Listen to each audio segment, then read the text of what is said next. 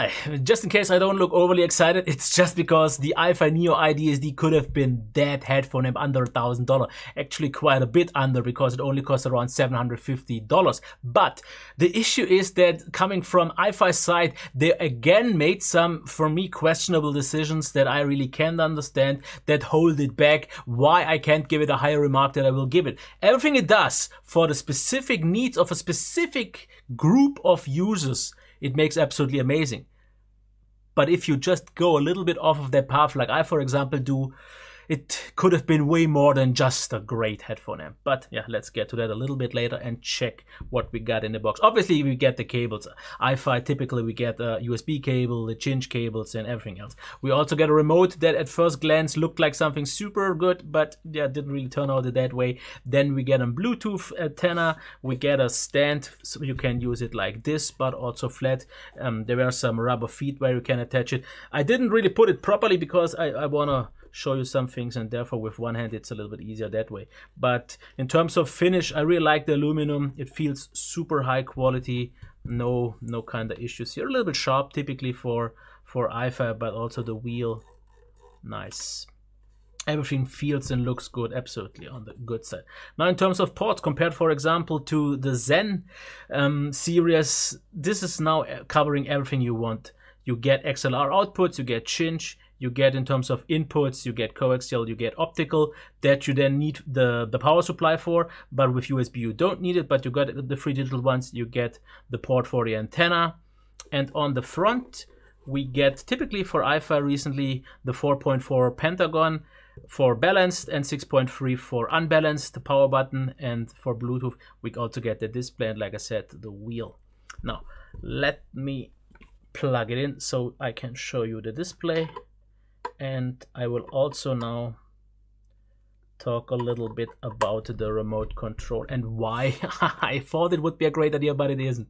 First of all, yeah, it's symmetrical from both sides, the same. So if you grab it in the dark, you have no idea which way you're holding it, and then you don't know if you are checking the volume or if you are adjusting the brightness. And what we get in terms of controls isn't really that helpful. Yeah, volume is nice, mute is nice, changing the inputs is good, but you actually, since you only have 4 inputs, didn't really need 2 buttons for that. And then you can adjust the brightness. Let me actually turn it on so you can see that.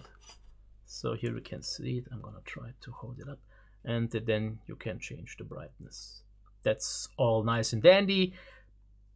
But the big problem I have is there is no power button. You can't use the remote to turn this thing on and off, which makes it pretty much unusable for me. For example, I used it with a stereo amplifier as a preamplifier, and it works absolutely no problems. But I have to go to the unit to turn it on and off every time, because this is a button that you have to press. And actually, like let me show you. You have to press it quite a long time so it actually turns off. So I don't really like that so much. Otherwise, the inputs, let's switch Bluetooth, then optical, coaxial, and USB. And then we have the volume wheel that has no end, and you can go from, as you can see, mute and then 98 to 0. You get the bit rate and so on, or the kilohertz, the dB, so you see what you get. But I mean, is it really that helpful, the display? I mean, from about, I would say, 9 feet, you can still read this. But is it really that helpful? Because, I mean, you know usually, because you only have 4 inputs, which one you are using. So that's not really all that helpful.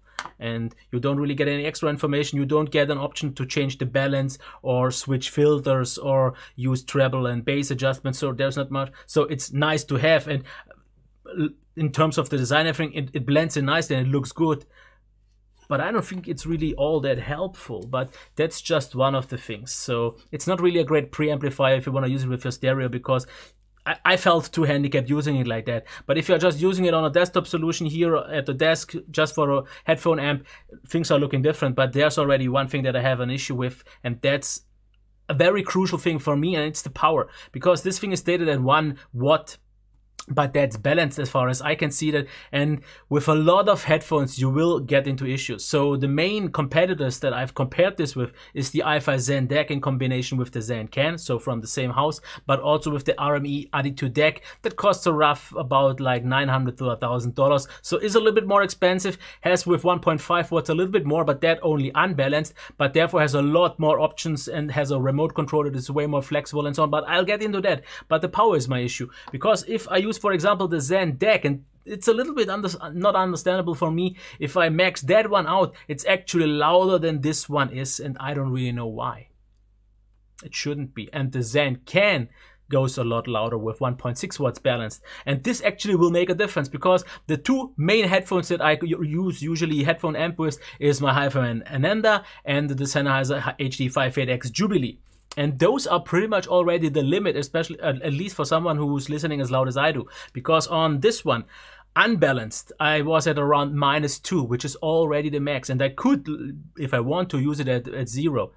But that's the limit. There is no reserves. If you use it unbalanced, then I was at about -12, so I got about 10 points more reserves, and I got the volume. But if you have something like a HiFiMan Suswara that I had here, or maybe a Biodynamic with 600 ohms, or anything that pushes this more, like for example an HiFiMan HE6SE, this won't be cutting it. So I'm a little bit disappointed, because for example also the RME Adi2 DAC is at the same volume as this one is balanced, but unbalanced, and actually a little bit higher, because it goes up to +6, but then they have the same volume. So this thing does not have the reserves, and you could say if I don't use a super kind of power hungry headphone, then this is fine. And yes, it is, but for this price range, and I've actually seen a review where someone said this could have been an endgame headphone amplifier because of the sound qualities, and I totally agree with that, but the power is holding it back, and I think that is the issue. They should have at least put like 2 or maybe even 2.5 or 3 watts inside. Then it actually should have still cost the same, or make it a little bit more expensive, but make it this all you would want to headphone amp that covers all the sides, which this one just doesn't. But let's actually go into the sound.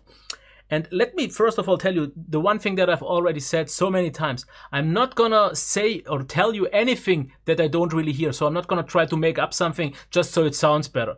So the way I see that this sounds super clean. If you go up to 0, there is no noise floor, there is no hiss, there is no distortion at maximum volumes. It sounds super clean. It sounds actually, compared to the RME and to the Zen Can, a little bit more airy, or a little bit of a wider soundstage, but just a little bit. And without a direct comparison, I wouldn't really notice. And all that is super nice. But I said it so many times, at a price of around $750, I would already expect to be a bigger gap there, for example, to the Zen Can and Zen DAC, which is a combo that costs roughly $300. But I don't hear it. But I also have to say that I don't really hear a big difference, or any at all at some points, compared to the RME Adi2 DAC. So I said so many times, go for a really good, maybe like maximum $500 headphone amp, and you will get satisfied, unless you have like a $5,000 or $6,000 headphone. And then I don't see a problem if you want to pay more for a headphone amp. But the extra sound or power that you get in some cases can be marginal. And for me, it's usually not worth it, because I'm very price or value conscious, and I don't want to pay like $300-400 more for maybe like 1 or 2% that I get more out of quality or anything else. So this, for what it does, at its level, at its power, sounds great, but not that much better than anything noticeably cheaper, but also not really any worse than something that is quite a bit more expensive. Like for example, the Burson that I had that costed like $3,000 or $2,500. So this wasn't far off. But let me actually get to the conclusion already. If you are someone who are using at a desk, who doesn't need a remote, who knows who will only use headphones at around this power hungriness that you know you won't need anything more. You get all the ports, you get all the outputs, you like the design and aesthetics, because I mean it looks great and the display is nice, and the haptics and the tactics, everything feels good. The tactics is not right, but doesn't matter. I have no problem recommending it, but I also have to tell you that in terms of value, you can get better things, and you have a lot of competition out there that have the same amount of ports, that actually have XLR output for the headphone, because 4.4 Pentagon is still not something super super usual to see. Usually it's the XLR, which this one doesn't have, which a lot of other ones have. So this should have, in my opinion, brought something to the table that is unique to this, which you can only get on this one. But I don't see anything here that I don't see on at least half a dozen other headphone amps. And that's why I'm a little bit hesitant to give it a higher rating, because everything that it does for its power, for its feature set, for those people who want only that, it is absolutely brilliant. But so many others do as well. So I'm not going to talk any further because I think I got into all the most important parts. I mean, it's not the most powerful. It has pretty much everything you would want to need, especially maybe for the remote. And that's why I would like to see a proper version. And that's what I meant with questionable decisions from iFi side. If they would have used XLR here, if they would have used a remote control that actually does what it's supposed to do, allow me remote control, and also, I mean, turn it on and off. If they would have given me more power, maybe something unique, maybe an equalizer, maybe more than just Bluetooth. I mean, Bluetooth is cool because it has all the codecs. If it's the newest one, it's in here.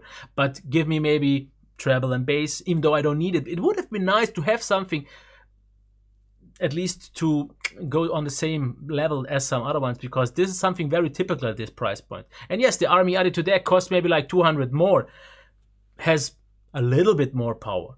But it also comes with a remote control that does everything. It doesn't come with XLR or with anything balanced, but therefore it has an equalizer. There's so many options.